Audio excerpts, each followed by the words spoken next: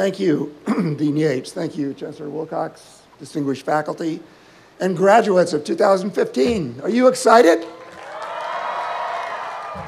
Me too. For 6 months, I've been excited. For 6 months ago, I thought this was a good idea when I accepted the invitation to speak. I've been terrified ever since, but here I am. So this is about a story. This is about the beginning of the next chapter of the story of your lives. It's commencing that chapter. That's why it's called Commencement. You've already graduated. That was an administrative thing. It happened in the office over down the lawn there. Today is about commencing. It's about starting that story. The Roman philosopher Seneca said, as is a story, so is a life. Not how long it is, but how good it is what matters.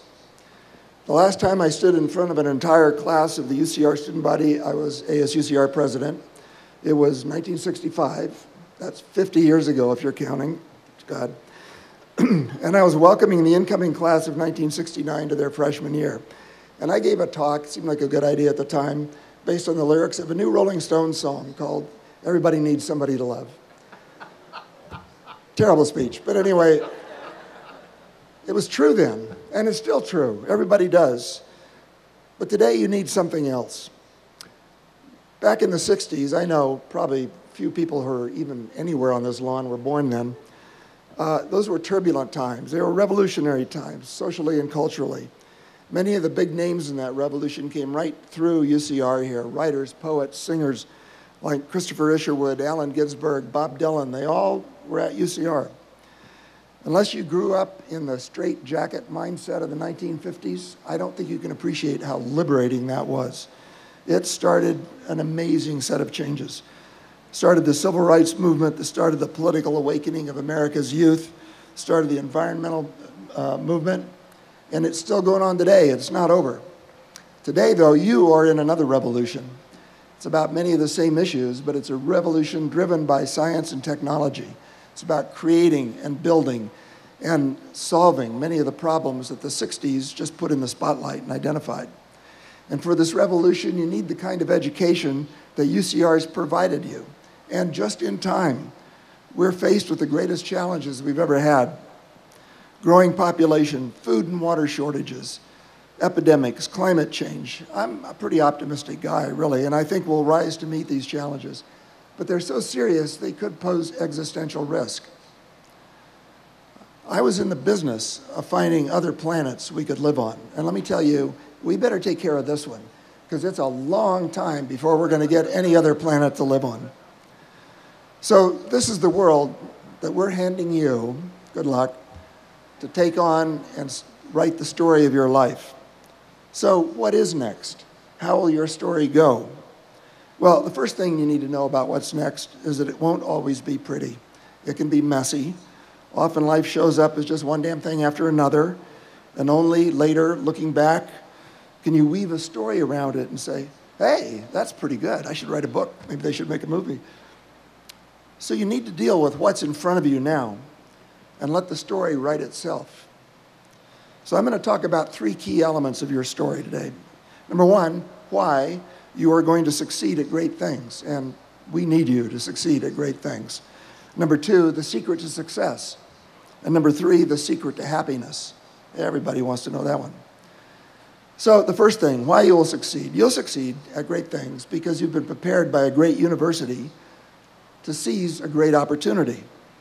Many of the latest advancements toward meeting all those challenges, food, water, climate, health, all that, they happen right here at UCR.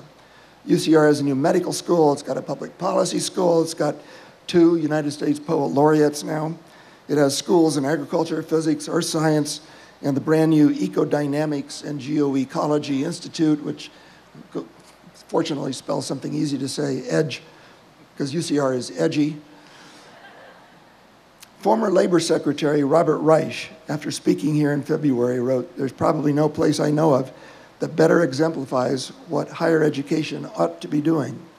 UCR has the energy of an underdog that knows it's winning the race that's worth winning. Not the mindless US News and World Report college rankings, but the Washington Monthly's far more thoughtful rankings, where UCR is number 2 in the nation. I wish we could clone UCR all over America." Be proud of UCR. Be proud of yourselves. Be very proud. You're part of something really important. You're ready for the world, and graduates, the world needs you. You are ready. So now the second thing, the secret to success in a career. How many of you have a dream? Raise your hand if you've got a dream. Most of you have a dream. That's really good. Now who, you're not sure. You kind of have a dream. You got maybe a little doze off. You think maybe there's a dream. Or maybe you're not sure if it's the right dream. Or maybe you don't have a clue. No dream. Yeah. Okay. Now here's the tough question. How many of you know that having a dream is really essential to success? Yeah, wrong. I've hired a lot of people. Not once did I say, ooh, they've got a really great dream. I think I'll hire them. A dream will not even get you through the door. You need to stay awake and make your future. But don't throw out those dreams yet. They'll come in useful. I'll come back to those before I'm done. So if not dreams, what will propel you to success? Well, one of the wisest people I know, my wife, she says, it's very simple. Show up early, work hard, stay late, contribute. There's no entitlement. It's productive work that will make the difference. And the fact that you're here today shows you've got what it takes. You know how to work hard, and your dreams will come from your accomplishments more than the other way around. It's not only who you are, but importantly, what you do that matters. When I was 7 years old, we moved to a secret rocket testing base in the New Mexico desert. Yes, they actually have those things. Where my father headed up the JPL team testing rockets. And every day, I'd sit in my schoolroom, 7th grade, I'd look out the window, and I'd see rockets launch. Actual freaking rockets launching right out there outside the school. And I thought it was so cool, and I loved it, and I thought, wow, that's what I want to do, it's my dream. Now, neither my father nor my mother finished college, but with their subtle but inescapable guidance, there was never any question about whether or not I was going to go to college. I was. And UCR was the right one at the right place at the right time.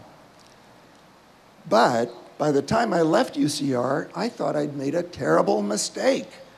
UCR introduced me to all kinds of things I didn't know about. Sociology and cultural things and history. And I thought, oh my God, I'd really made a mistake. My eyes were open to a much broader world than I'd experienced before. I didn't know what to do. I had no ideas about leadership roles in NASA stuff and Voyager and Hubble Space Telescope and all that stuff. I just didn't know. My dreams were foggy. Clearly, my dreams were not what led to any success. But I decided to go ahead into the space program while I figured out where my story was going to go, because I did not know. So if you have a dream, good for you. If your vision of your story is not so clear, don't worry about it. Just get to work. Your dreams and your story will show up. You're here today. That's how I know you've got what it takes. You know how to work hard. You know how to focus on what's in front of you. Now you need to take what you've got, what's in front of you, and make some things happen. You'll know when you're doing the right things. You'll recognize the satisfaction that comes from making a difference. Do these things. Follow your heart, and you will succeed. Recently, I was on a jury, and there I met the vice president of a major Hollywood studio. I mean major. I mean, it was like universally major Hollywood studio. Can't say the name of it. And I was very impressed. I thought, oh my God, I wish I had such a glamorous job. I mean, movie star, all that stuff. And we talked about our lives and what we did and so on. And after a while, he said, oh my God, I wish I had done something like you did, something really glamorous, something I really loved that would make a difference. Clearly, the circumstances are not the source of happiness. So this is the third thing I wanted to talk about, the secret to happiness. Follow your heart. Do what you love. Or love what you do. If you find your passion, great, follow it. But what do you do if you can't find your passion? Make it up. Be passionate about what you do. It's your passion that makes the difference, not the circumstances that you find yourself in. Our stories are all made up anyway. So if you want to be happy in life, make sure your life is not about you. Life is win-lose, joy-sorrow, problem-solution, comedy-tragedy. It's a duality. So life is all about the stage in which life's dramas happen. So if your life is all about you, then you are the stage where all of life's dramas happen, and you will have a lot of drama. just what you want. So grab yourself the biggest stage you can. Let your life's drama have a huge stage to play out. Commit yourself to something larger than yourself. That commitment will fuel your passion. That commitment will shape your dreams. And from that commitment will come your happiness. Someone who said it much better than I, George Bernard Shaw, said, "This is the true joy in life, the being used for a purpose, recognized by yourself as a mighty one, the being a force of nature, instead of a feverish, selfish little clot of ailments and grievances, complaining that the world will not devote itself to making you happy." I'm of the opinion that my life belongs to the whole community, and as long as I can, I live it.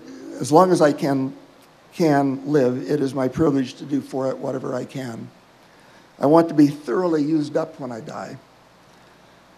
For the harder I work, the more I live. I rejoice in life for its own sake. Life is no brief candle to me. It is a sort of splendid torch which I've got hold of for a moment, and I want to make it burn as brightly as possible before handing it on to future generations. So UCR has lit a lot of torches here, putting itself at the forefront of some of the most important research and scientific progress in the world, and you carry that legacy with you. You are the ones who will fill the promise of these works. You will be the difference. You are the promise. Now, I said I'd come back to your dreams, so I don't want you to worry. You've still got dreams. So you're going to need your dreams. You're going to need your dreams to feed your soul when all seems only darkness and despair. And it will, sometime, seem like all darkness and despair. I recently saw a nice piece of science fiction, eye candy, fantasy thing called Tomorrowland. If you haven't seen it, you should see it. It's got an important message in it about a society that is being given clear signs of impending doom that they could actually do something about if only they would. Of course, they don't.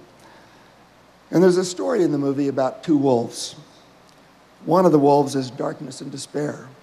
The other wolf is hope and light. And the question is, which wolf wins? And the answer is, the one you feed. So graduates, class of 2015, go. Commence what's next. Write your story. Feed the right wolf. And let there be light. Fiat lux. Thank you.